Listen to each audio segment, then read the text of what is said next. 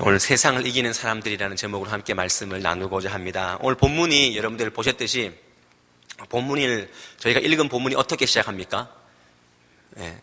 저를 보시면 안 되고요. 이렇게 성경책을 보면 나와 있습니다. 저희가 방금 읽은 말씀 처음에 어떻게 시작하죠?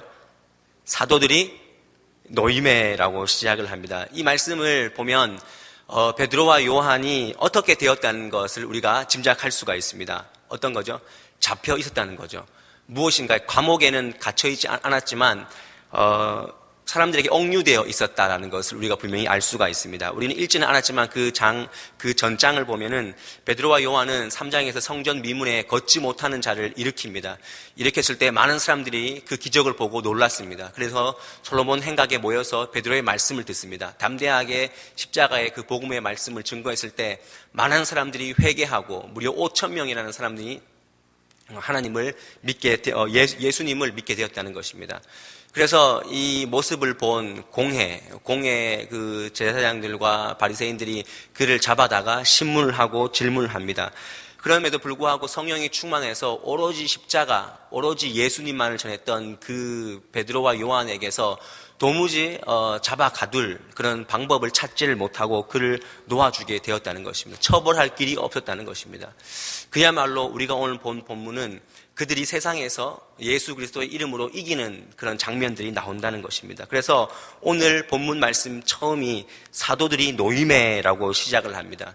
저는 오늘 이 수요 기도회가 정말 우리를 짓누르는 그런 근심과 걱정들 그리고 고난과 그런 어둠의 권세들에서 놓여지는 그런 시간이 될 수 있기를 원합니다. 예배는 묶임에서 자유하는 그런 시간입니다. 우리가 아무리 많은 문제를 갖고 왔다 할지라도, 많은 기도 제목을 갖고 왔다 할지라도, 또 세상 근심을 가지고 왔다 할지라도 이 시간만큼은 우리가 주님 앞에 자유해야 할 줄 믿습니다. 하나님은 영이시니 예배하는 자가 영과 진리로 예배하라고 분명히 말씀하셨습니다. 또 진리가 우리를 자유케 한다 그랬습니다.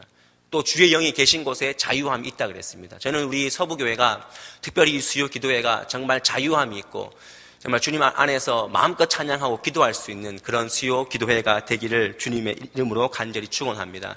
우리 옆에 분들과 한번 이렇게 인사했으면 좋겠습니다. 주의 영이 자유케 합니다. 인사도 자유롭게 하세요. 주의 영이 자유롭게 하십니다.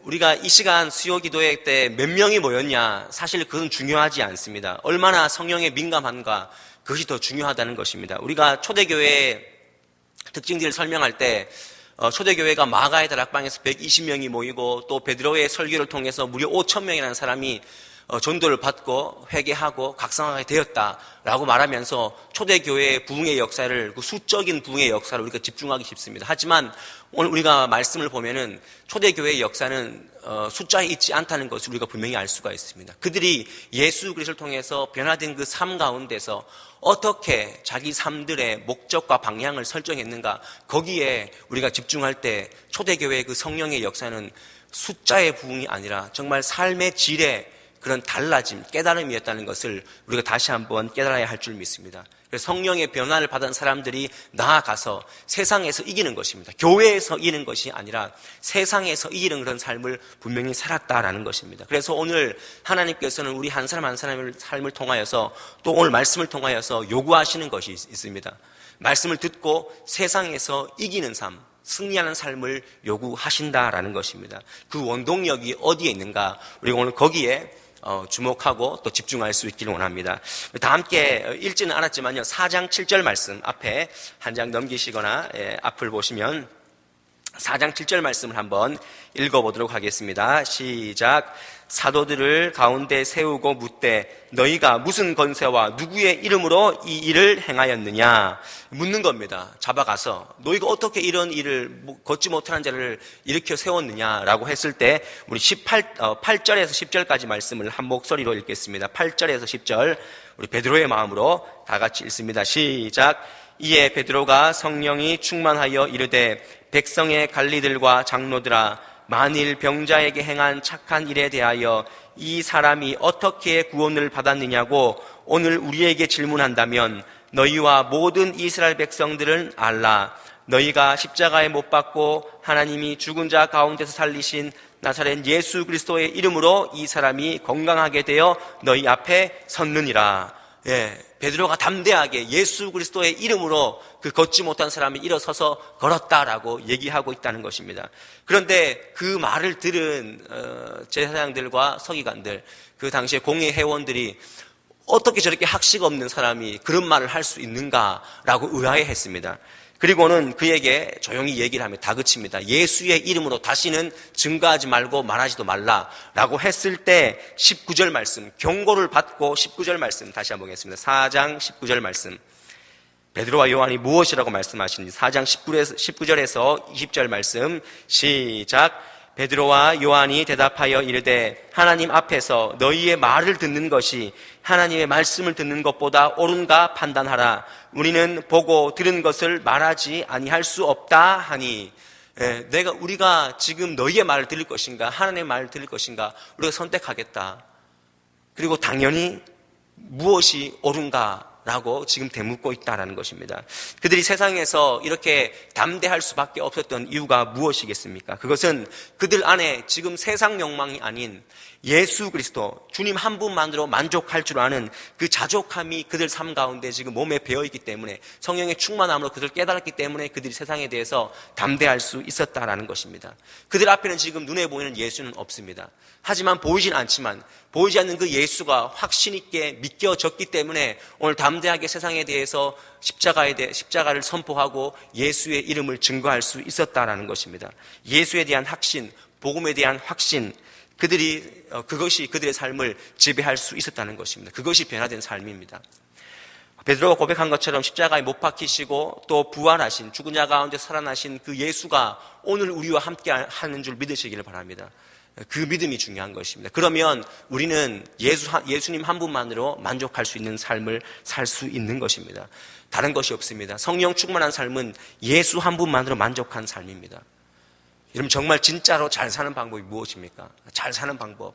세상에서는 잘 사는 방법들을 사람들이 많이 얘기합니다. 하지만 성경에서 말씀하시는 정말 잘 사는 방법은 그리스도 예수로 만족하는 삶입니다. 다른 거 다 없어도 예수로 만족하는 삶을 우리가 회복할 때 우리가 정말로 2015년도를 잘 살 줄 믿습니다. 여러분들 주님 한 분만으로 만족하십니까? 만족하십니까? 이때는 확신이 없어도 만족한다라고 아멘 하실 수 있어야 됩니다. 다 잊어버리고. 자족함이 없는 것은 우리가 예수 그리스도로 자족함이 없는 것은 그 삶은 질 수밖에 없습니다. 세상에 대해서 담대할 수 없다라는 것입니다. 그렇게 그 예수를 부활하신 예수를 다시 한번 확신하고 그 믿었던 그 제자들은 더 이상 풍랑 앞에서 벌벌 떠는 제자들이 아니었습니다. 또 예수를 부인했던 그런 제자들이 아니었습니다. 또 높은 자리에 앉겠다고 싸우는 제자들이 아니었다는 것입니다. 지금 공회 앞에서 서서 과감하게 예수를 증거하고 돌아왔던 이 제자들은 지금은 예수 그리스도로 승리할 수 있는 예수님 한 분만으로 만족할 수 있는 그런 삶을 살고 있다는 것입니다. 저는 이 원리를 여러분들에게 함께 나누고 또 우리 모두가 공유하고 깨달았으면 좋겠습니다. 세상에는 두 가지 원리가 있습니다. 인간의 욕망으로 살 것인가 아니면 예수 그리스도께서 주시는 그 풍부함으로 살 것인가 그 두 개 가운데서 우리가 무엇을 선택하며 살 것인가 날마다 선택해야 된다는 것입니다. 저는 여러분들이 예수님 한 분만으로 그 풍부함을 취하시는 그런 삶이 될 수 있기를 원합니다. 성령 충만한 사람은 예수님의 능력으로 충만한 사람들입니다. 그래서 빌립보서 4장 13절 말씀 내게 능력 주시는 자 안에서 내가 모든 것을 할 수 있다. 능력 주시는 자 안에서 우리가 모든 것을 할 수 있습니다. 주님께서 내게 능력 주시면은 내가 배고프고 가난하고 아프고 슬퍼도 내가 이길 수 있다는 것입니다. 그래서 빌립보서 4장 13절 말씀은 그 전절 4장 12절 말씀을 잘 봐야 됩니다. 그래야 13절 말씀이 온전하게 해석할 수 있다는 것입니다. 제가 읽어드리겠습니다. 빌립보서 4장 12절 말씀 나는 비천에 처할 줄도 알고 풍부에 처할 줄도 알아 모든 일 곧 배부름과 배고픔과 풍부와 궁핍에도 처할 줄 아는 일체의 배결을 배웠노라 그랬습니다. 풍부하든지 비천하든지 그 모든 것을 이기는 능력이 예수로부터 주어진다는 것을 그가 알았다는 것입니다. 이것이 바로 예수 안에서 자족하는 삶이라는 것입니다. 오늘 제자들은 금과 음은 없지만 나타난 예수 그리스도의 이름으로 앉은 자를 일으켰다라는 것입니다. 과거에 그들이 넘어졌던 이유가 무엇입니까? 과거에는 예수와 함께 동행했지만 예수를 바라보지 못하고 넘어졌습니다. 그것은 바로 예수로 만족하기보다 자기 자신의 욕망이 더 컸기 때문에 주님 앞에 있지만 넘어지고 세상에서 실패하는 그런 제자들의 모습이었다라는 것입니다. 어떤 책에 보니까 이런 말이 있습니다. 녹은 쇠에서 생긴다. 녹은 쇠에서 생긴다는 말이 있습니다. 무엇입니까? 쇠에서 생긴 그 녹이 그 쇠를 죽인다는 것입니다. 동일하게 우리 인간 가운데 우리 안에 있는 그 욕망이 우리의 삶을 갉아 먹는다라는 것입니다. 우리가 정말 예수를 안다면 나 자신의 욕망으로부터 자유하고 예수 안에서 자족할 줄 아는 그런 삶을 살아야 한다는 것입니다. 지금 내 상황에 만족하지 못하는 것 그 자체가 내 욕망 안에 갇혀 있다는 것입니다. 잘 생각해 보십시오. 우리가 왜 만족하지 못합니까? 왜 예수로 신앙생활 하면서도 예수로 만족하지 못합니까? 그것은 내 욕망이 가득하기 때문입니다.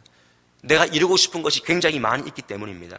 그래서 예수 안에서 만족하지 못하면 모든 비전은 욕망의 덫이 될 수 있다라는 그런 결론을 또 우리가 내릴 수 있습니다. 제가 올 연초에 다시 한번 예전에 읽은 책인데 다시 한번 그 책을 들게 되었습니다. 목사님 책이었는데요.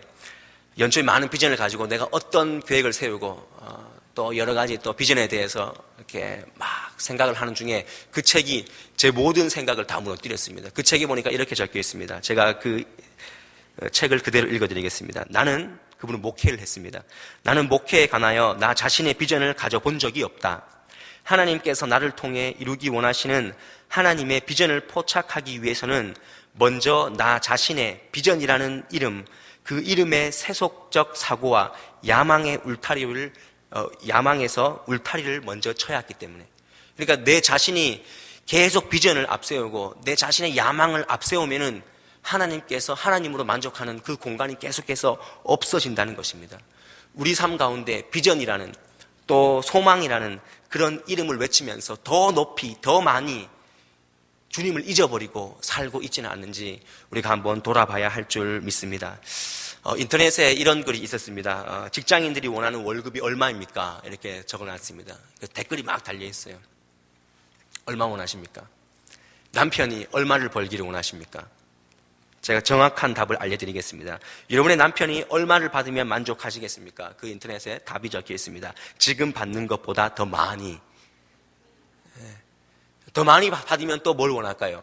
그것보다 더 많이. 또 더 많이 받으면 그것보다 더 많이. 사람의 욕심은 끝이 없다는 것입니다. 그러니까 인간의 욕심은 우리 스스로는 절대로 만족할 수 없기 때문에 우리가 주님 한 분만으로 만족할 줄 아는 그 일체의 비결을 배워야 한다는 것입니다.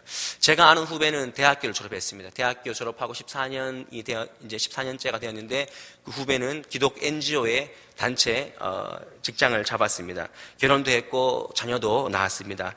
몇 년 전에 보니까 그 TV에 보니까 그 단체가 나오더라고요. 뭐라고 나오면 아프가니스탄에서 가장 늦게 철수한 단체. 목숨을 각오하고 늦게까지 나왔습니다. 그 친구는 지금 동티모르, 또 수마트라, 또 제주도 강정마을 이렇게 돌면서 활동을 합니다. 그런데 제가 그 당시에 알기로는 저도 이제 그 단체를 통해서 어떤 나라에 이렇게 봉사를 하고 왔는데 제가 알기로는 그 당시에 그 활동비로 20만 원, 활동비로 한 달에 20만 원, 그냥 차 타고 쓸 수 있는 것만 20만 원, 그리고 공동 생활을 합니다. 하나님 주신 사명 따라 그냥 사는 것입니다. 누구나 알지 못하는 그런 만족이 하지만 그에게는 있었다라는 것입니다. 저는 지금 돈을 얘기하는 것이 아닙니다. 우리가 이 땅을 살아갈 때 만족함이 어디에 있는가, 예수께 있는가, 아니면 나에게 있는가, 물질에 있는가, 거기에 따라서 우리 삶의 질은 많이 받고 적게 받고에 따라서 달라지는 것이 아니라 예수로 만족할 수 있으면 우리가 그 삶이 전부가 내 만족이 될 수 있다는 것입니다. 오늘날도 예수로 만족하며 사는 사람들이 굉장히 많이 있습니다. 반면에 예수를 믿고 있지만 예수님으로 만족하지 못하고 사는 사람들이 굉장히 많이 있다는 것입니다. 엄밀하게 말해서 신앙인들이 자기 삶에 만족하지 못하는 이유는 예수가 매력이 없을 만큼 우리 신앙이 나태해졌기 때문입니다. 우리 삶 가운데, 이런 삶 가운데 예수가 매력이 있습니까?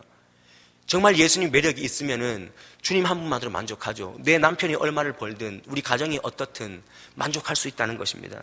여러분 지금 처한 환경에서 주님만으로 또 예수의 능력으로 만족할 줄 아는 그 삶의 비결을 여러분들 배우시길 바랍니다. 다시 한번 회복하시기 바랍니다. 그만한 건강 주신 것에 대해서 감사하십시오. 그리고 예수의 능력이 부어지면 만족하는 것입니다. 그만한 물질이 있으면 예수 능력이 부어지면 그것으로 만족할 수 있습니다. 또 그만한 사건에 대해서, 내가 지금 당하고 있는 그 사건에 대해서 예수 능력이 부어지면 그 사건 그만한 것으로 만족할 수 있다라는 것입니다. 그 찬양 아시죠? 사람을 보며 세상을 볼 땐 만족함이 없었네. 하지만 나의 하나님 그분을 뵐 때 나는 만족하였네. 저는 여러분들의 삶이 주님 한 분만으로 만족할 줄 아는 그런 삶이 되시기를 바랍니다. 고린도후서 3장 5절 말씀, 우리가 무슨 일이든지 우리에게서 난 것 같이 스스로 만족할 것이 아니니 우리의 만족은 오직 하나님으로부터 나느니라 라고 말씀하고 있습니다. 이것이 성령 충만한 사람이고 세상을 이기는 사람들입니다. 여러분들 따라해 보십시오. 내 은혜가 족합니다. 예, 만족하며 사십시오. 어떠한 형편이든 주님 바라보고 만족하면 그 삶이 세상을 이기는 삶인 줄 믿습니다. 또 한 가지 우리가 오늘 본문 말씀 통해서 세상을 이기는 그런 원리를 본다면 하나님이 하신 일을 미리 보는 것입니다.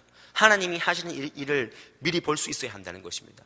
무슨 말인지 오늘 말씀을 한번 보겠습니다. 29절과 30절 말씀을 한번 보도록 하겠습니다. 29절과 30절 다 같이 읽습니다. 시작.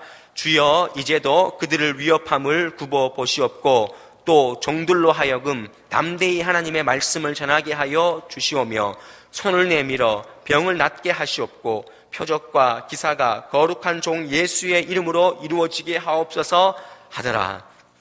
지금 기도했습니다. 기도하는 것입니다. 같이 함께 이것을 위해서 기도하는 것입니다. 근데 이 기도의 핵심이 무엇입니까? 종들로 하여금 다시 잡혔다가 놓아온 이 종들로 하여금 다시 한번 담대하게 예수의 이름을 전할 수 있는 그 능력을 달라라고 지금 기도하고 있다는 것입니다. 그들이 위협받고 돌아와서 다시 기도하는 내용이 무엇입니까? 예수 때문에 지금 잡혔다가 노임을 받았습니다. 그리고 간절히 원하는 기도가 무엇입니까? 담대하게 하나님의 말씀을 다시 한번 전하게 해달라고 그렇게 기도하는 것입니다. 여러분 같으면 여러분들이 만약에 베드로와 요한처럼 공에 잡혔다가 노임을 받았다고 생각해 보십시오.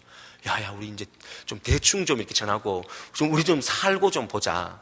그렇게 하지 않았겠습니까? 하지만 그들은 그렇지 않았습니다. 초대교회는 다시 한번 기도하기를 어떻게 하면 예수를 잘 증거할 수 있을까? 어떻게 복음을 전할 수 있을까? 거기에 관심을 가질 수 있었다는 것입니다.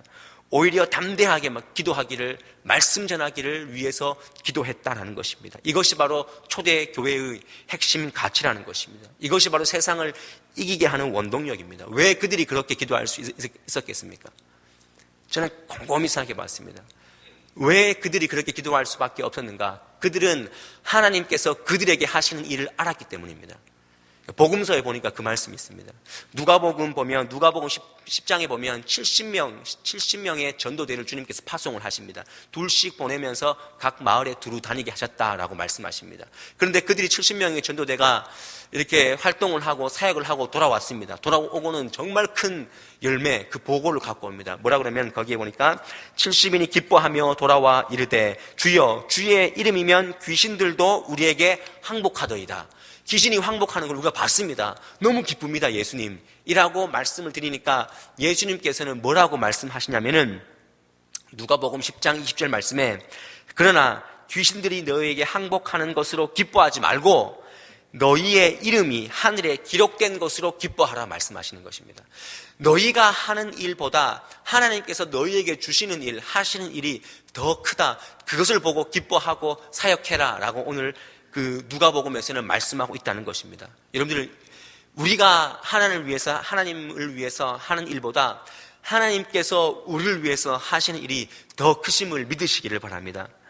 하나님은 복음에 동력하는 자들에게 생명록에, 생명책에 기록되는 그런 은혜를 주셨다라는 것입니다.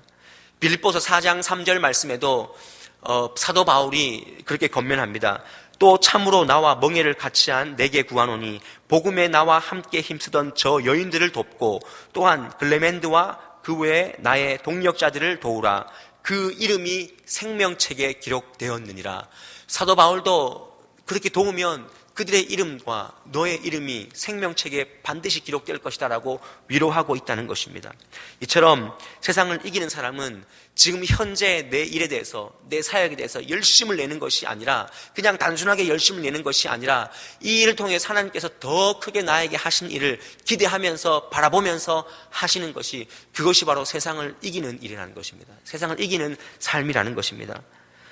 오늘 우리가 읽진 않았지만 이제 5장에 보면은 사도행전 5장 말씀을 넘어가면은 또 사도들이 솔로몬 행각에서 전도를 합니다. 그래서 표적과 기사와 여러 가지 일들, 그리고 많은 사람들이 또 모이기 시작합니다. 그래서 또 사도들이 감옥에 갇히고 매도 맞고 채찍에 또 맞습니다. 그러면서 그들이 다시 나와서 채찍질을 당하고 나오면서 말하기를 뭐라고 말하냐면은, 사도들은 그 이름을 위하여 능력받는 일에 합당한 자로 여기심을 기뻐하면서 공회 앞에서 나왔다 그랬습니다. 기뻐하면서. 이 말씀을 보면서 마태복음 5장 말씀이 기억이 났습니다. 마태복음 5장 11절과 12절 말씀.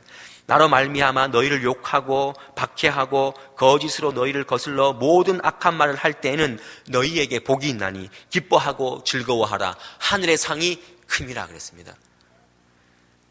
왜 사도들은 잡혀가고 끌려가고 매를 맞아도 다시 말씀을 가지고 나아갑니까? 왜 스데반이 돌을 맞아 죽으면서도 천사의 얼굴을 합니까?